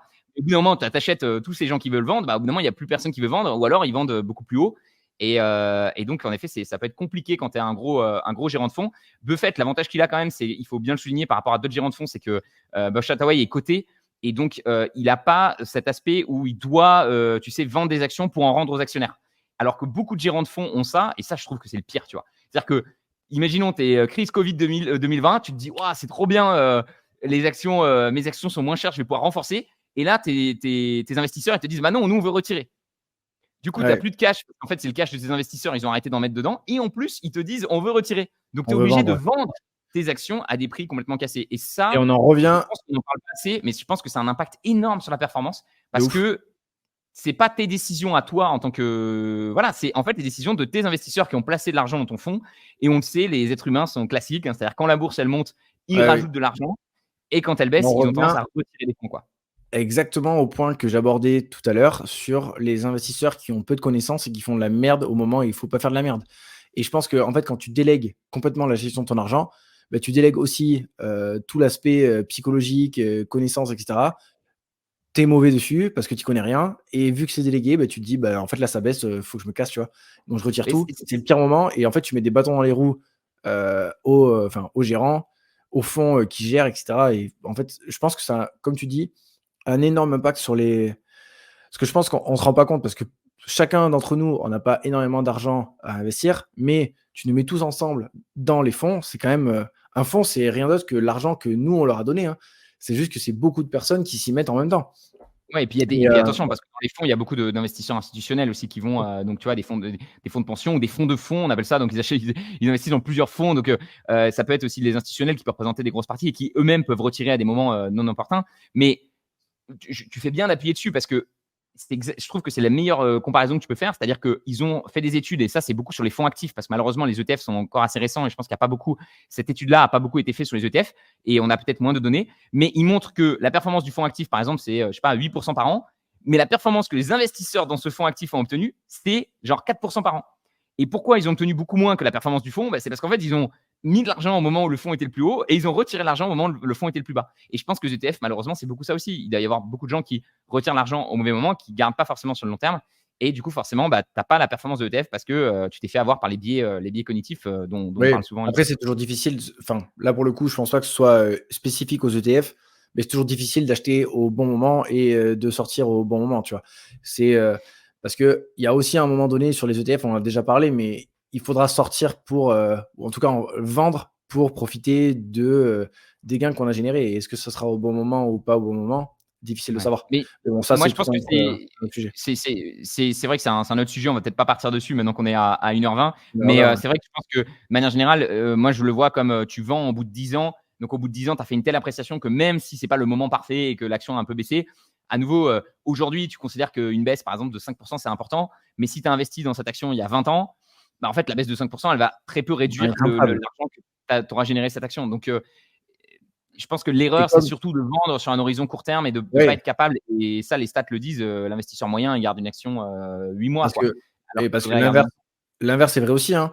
Si tu, en gros, si dans 20 ans, tu regardes une baisse de 5% aujourd'hui, bah, c'est rien, tu Tu la vois? vois, Tu tu la la vois vois même pas. pas. Alors Tu vois? que sur le Bah, moment, tu sur te le dis: moment, «Oh c'est putain, le important. Ah marché, oui, ouais, ouais». Non, mais donc c'est ça vaut dans c'est les pour 2 ça qu'il sens. faut toujours prendre beaucoup de recul par rapport à toutes ces choses-là. Quoi. Ouais. Bon les gars, est-ce qu'on finirait pas là-dessus? On espère que ça vous a J'avoue plu. j'avoue que j'ai 20 heures de vol dans les pattes. Je rentre de l'île Maurice. On enchaîne direct avec le podcast. Mais Donc, c'est toi qui, Clem, tu m'as dit je suis chaud, allez, let's ouais, je go. suis chaud, je On suis chaud, je n'écoute suis pas un chaud. podcast d'1h21. C'est vrai qu'on est parti sur un sujet un peu technique. D'ailleurs, On c'est est quand même ouf quand parce même, que, genre, juste pour finir un peu sur, une note, qui a rien à voir, mais je suis à l'île Maurice, heu, attends, ouais, on n'a pas fini. Mais, ouais, en gros, bon, de toute ça, façon, c'est ça la fait un pression de la moment, chérie. mais Il va j'étais falloir à l'île Maurice, je amis rentre en parce que là, France et je suis content de me remettre au travail, tu vois? C'est quand même que j'ai trouvé quelque chose que j'aime bien. ouais, ça c'est bon signe quand lundi, tu aimes le lundi, tu sais, tu te sens comment? Tu te sens comme un lundi. Des fois, le lundi, c'est le meilleur jour de la semaine quand tu as un taf qui te fait kiffer. Bah, surtout quand tu as Bon, les amis, on passe sur ouais, cette semaine sur le coup de cœur parce que d'habitude, on se fait un coup de cœur. On va essayer de reprendre cette habitude parce qu'on l'a ouais, pas on fait fera sur ça les 2 la derniers semaine podcasts. prochaine. Mais on va plutôt se faire ça quand les podcasts sont pas trop longs. On espère que ça vous a plu. Après, il y a des gens qui font des podcasts de 2-3 heures, donc pourquoi pas. Au final, on était chaud, on est parti sur le sujet et on a pu Ouais, bien le poser. Comme d'hab, si vous avez des questions, des points de réflexion par rapport à ce sujet qui était très large, je pense qu'on aurait peut-être pu, tu vois, on aurait dû le diviser en deux, peut-être plus fructifier son cash et après investir dans les obligations. Finalement, on a fait les deux sujets en un. C'est des obligations, mais c'est très différent entre les courts termes et les longs termes. On espère quand même que ça vous a donné un peu un ordre d'idée. Et à nouveau, on n'est pas les plus spécialistes sur les obligations. Donc, s'il y en a certains d'entre vous qui non. s'y connaissent plus, n'hésitez pas à nous faire des retours du coup en commentaire par rapport à tout ça. Et nous, on vous donne rendez-vous du coup dans le prochain Bah, très épisode. vite. À très vite. On va On va essayer de reprendre le reprendre rythme. le rythme maintenant que Clem est de retour maintenant, à Maurice. Moi, je suis encore à Maurice, mais maintenant que Clem est de retour en France, on va essayer d'être régulier là-dessus. Quoi. Yes. Ciao, Allez, ciao. ciao tout le monde.